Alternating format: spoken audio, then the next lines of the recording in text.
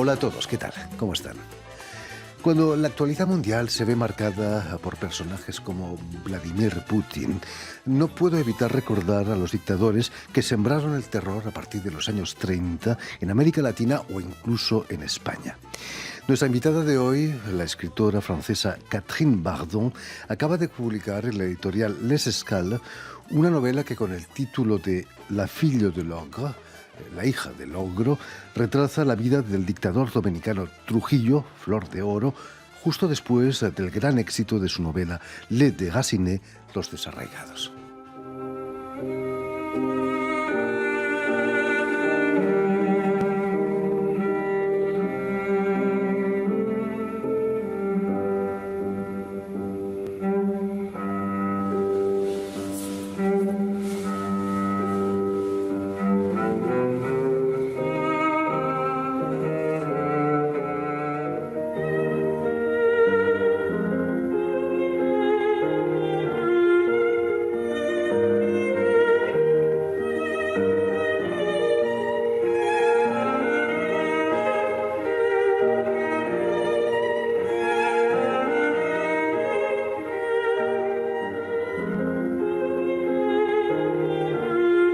Y precisamente para hablarnos de su nueva novela, La hija del ogro, pero también de su saga Les Déracinés, Catherine Bardon ha sido tan amable de venir a nuestros estudios. Muy buenas tardes, Catherine. Buenas tardes. Bienvenida a Radio Francia Internacional y sobre todo gracias por hacer el esfuerzo de hablar español-castellano. Me gustaría que nos contases cómo nace tu pasión por esa gran isla del Caribe que es la República Dominicana. Nada especial, solamente que fui de vacaciones hace como unos 30 años allá y me encantó. Me caí en el encanto de esa isla, de los paisajes, de la gente que sonríe mucho, que son muy habladores, un encanto especial y así volví hacia que ese país fue casi mi segundo país. Curiosamente, en la conferencia de Vian, en los años 30, la República Dominicana va a conceder un cierto número de visados a la diáspora judía que sale de Austria, de Alemania. Pero curiosamente, el dictador de entonces, Trujillo, había coqueteado con los nazis también, ¿no? Sí, pero en el 36... Sí, pero después en la conferencia ocurrió un evento en 37 que él hizo una matanza de haitianos, se dice unos 30,000, y el Estado americano, los americanos eran realmente casi para... Muy enfadados estaban. Sí. Y finalmente, en esa conferencia, ninguno de los 32 países ofrecieron visas y Trujillo vi allá una oportunidad de valorizar su imagen ofrendo unos 100,000 visas, pero al final solamente unos 800 judíos han podido llegar en República Dominicana. Porque la mayoría de los intelectuales que salían de Austria, de Viena, querían ir a Nueva York, ¿no? La República Dominicana no era un destino demasiado... Sí, apenas conocían dónde era el país, claro. Dónde estaba el país. Pero sí, lo que pasó es que los Estados Unidos negaron los visas. Entonces, tuvo ese proyecto de un kibutz, financiado por el gobierno americano, pero era una oportunidad, era como una puerta abierta para ellos. Una mayoría de ellos fueron hacia Ellis Island y después a República Dominicana. Finalmente, la República Dominicana está a unos cientos de kilómetros de las costas americanas, ¿no? Norteamericanas. Uh-huh. No está muy lejos. ¿Es cierto que el encuentro con uno de los protagonistas de ese éxodo fue el desencadenante de tu saga Les Déracinés, Los Desarraigados? Sí, cuando yo encontré ese hombre que estaba como en los 80, 85... ¿Quién era?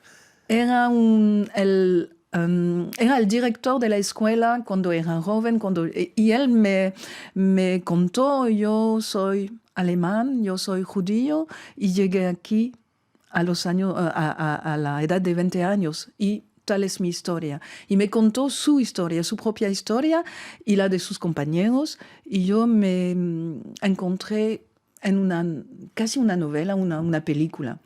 Es más que una novela, ¿no? Precisamente Los desarraigados empieza en Viena, en una sociedad muy rica culturalmente. Los protagonistas son de familias profesionalmente muy estables, periodistas, empresarios. ¿Qué pasó para que la sociedad vienesa, los expulsara? Fue la nazismo, subida claro, del nazismo. por supuesto. Y ellos, como burgueses, no se pensaban concernados por el nazismo, pero al final se dieron cuenta que tenían que irse o morir, y finalmente decidieron de irse. Pero realmente fueron de los últimos a salir en el 38. Fue violento, ¿no? Muchos intelectuales, periodistas, artistas se encontraron en el norte de la República Dominicana construyendo barracones, cortando madera. Fue difícil, imagino, ¿no? Me imagino que sí fue difícil, pero ellos fueron escogidos. Es decir, que era un proyecto muy especial, como un tipo laboratorio sociológico. Y las personas que habían seleccionado eran jóvenes, tenían profesiones de alto nivel, y era también una tentativa para ver cómo se podía transformar ese tipo de persona en pioneros, en constructores, en previsión del Estado de Israel, que no existía a esa época, pero iba a existir. Por supuesto. Existía una especie de utopía socialista, ¿no? que acabó mal, ¿no? Finalmente. Sí, porque ninguno de ellos finalmente ni eran socialistas ni eran sionistas, eran solamente burgueses liberales de Austria, de Alemania, y finalmente se encontraron en ese proyecto porque no tenían otra opción, hacia que algunos se quedaron. Por supuesto. El kibutz se acabó en el 61 cuando muere Trujillo, ¿no? Sí, yo escogí esa fecha porque es una puerta que se cierra en la historia dominicana, pero en el 53 Trujillo finalmente les ofreció la posibilidad de tener la identidad, la nacionalidad dominicana, y muchos de ellos, de los que quedaban, tomaron esa opción. Aceptaron, ¿no? Ahí estamos viendo al señor Trujillo detrás de nosotros. Volviendo a tu novela La hija del ogro, he estado buscando información sobre Flor de Oro, la hija de Trujillo, pero he encontrado sobre todo biografías de quien fuera su marido, Porfirio Rubirosa. Es muy significativo, ¿no? El machismo de la época hacía que Flor de Oro no existía casi, ¿no? Era una mujer. Y Porfirio era un playboy, si me permites. Sí, y ella estaba muy discreta y no tenía ningún papel realmente ni en la política ni en la sociedad dominicana. Entonces, sí, su primer esposo, el primer de los 9 esposos, Porfirio Rubirosa, después desarrolló una carrera de diplomático, de gigolo, de playboy, de polo player, jugador de polo, por supuesto. De polo y espía también. Entonces, él es muy conocido, también por sus bodas, por las mujeres que ha tenido, se dicen que más de 1000. Para escapar a la influencia de su padre, Flor de Oro se escapa con Rubirosa a Nueva York, pero no tienen un centavo y las cosas no funcionan muy bien. Y es cierto que recibe una carta donde el dictador le nombra diputado. Para que él regrese. Para que él regrese, pero sin que se haya presentado a ninguna elección, ¿no? Sí, eso era el tipo de acción que él hacía. Él hacía lo que le gustaba, lo que necesitaba. Él necesitaba a Porfirio en República Dominicana para darle unos órdenes y unas cosas, unos papeles, cosas que hacer, y quería a su hija de nuevo en República Dominicana. Fue la manera que encontró para que ellos se regresan. La educación francesa de Flor de Oro, que estamos viendo en la imagen, fue muy importante, ¿no?, en su vida.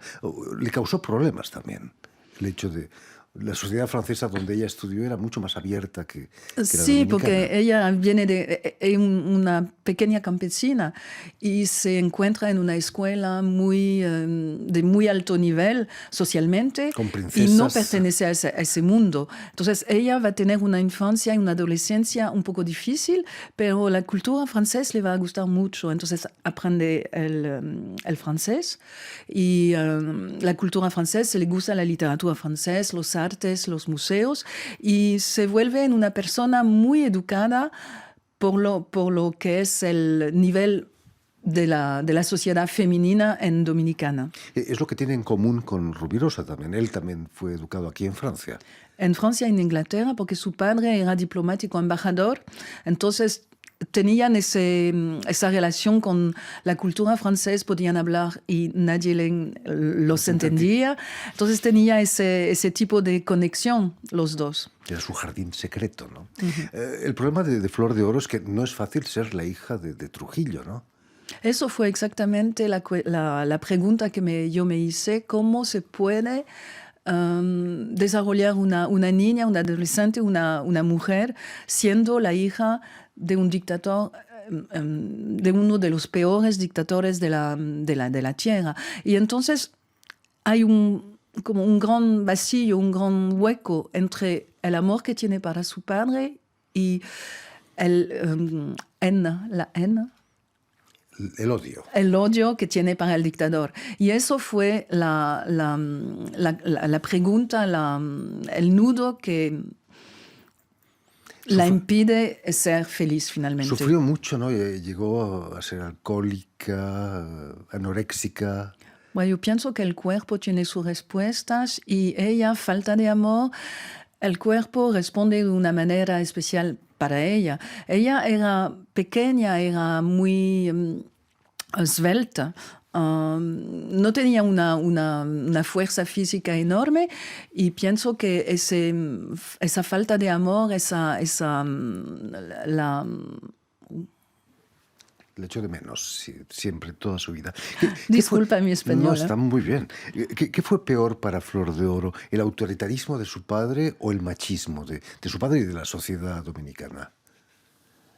¿O las dos? Los dos, pero pienso realmente que toda su vida fue una búsqueda del amor de su padre y que él nunca le dio ninguna prueba de amor, sino con dinero, y eso no vale.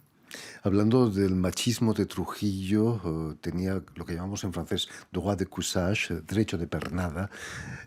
Lo peor quizás para Flor de Oro fue que su mejor amiga acabó siendo amante de su padre. Sí, es terrible, ¿no? Tuvieron 2 niños juntos y ella tenía unos como 30 años menos del padre. Solo 30 pero años. eso no es un ejemplo único, es que él tenía efectivamente droit de cuissage y, por ejemplo, en la Photo Book de Vargas Llosa, la novela cuenta como un senador va a ofrecer su hija de 14 años al tirano. Entonces eso era algo muy común en la sociedad dominicana, era como un dios y podía escoger cualquier niña que él quería. Es trasladarse 2 siglos atrás, ¿no? Antes de la Revolución Francesa. En el 61 Trujillo es asesinado en la República Dominicana. ¿Qué supuso para Flor de Oro la muerte de su padre? ¿Una liberación o su vida se acabó porque ya no tenía los recursos que su padre podría ofrecerle? Un poco de los dos. Una liberación porque realmente ella pensó que podía vivir de manera libre y fue así porque ella después vivió fuera de la República Dominicana, en Nueva York mayormente, en Francia también, y se casó 2 veces más sin que su padre se metía entre los esposos. Pero también un dolor fuerte y una pregunta que era importante, lo de la herencia. Que eso fue algo que mantuvo los herederos juntos y peleando durante años. Terrible, ¿no? ¿Qué ha sido lo más difícil para investigar la vida de Flor de Oro, la hija de Trujillo? ¿Encontrar material o quizás te han ayudado novelas como la de Vargas Llosa? Sí, obviamente la de Vargas Llosa, pero en Vargas Llosa Flor tiene como 2 líneas. Entonces fue bastante difícil encontrar documentos a propósito de ella, a propósito de su padre, obviamente mucho, de su esposo Porfirio mucho. Y Porfirio fue la puerta con la que yo entré en la vida de Flor, pero en los archivos, en el Archivo Nacional Dominicano, había bastante cosas, en los periódicos también de la época, y también ella dio una entrevista a un periódico español, americano, Look. Entonces fue un tipo de confesión, mi vida como hija de Trujillo, mi vida como prisionera de Trujillo. Entonces, eso fue también una materia muy importante. Debe haber sido emocionante encontrarse con las cartas que escribió Trujillo a su hija y su hija a su padre, ¿no?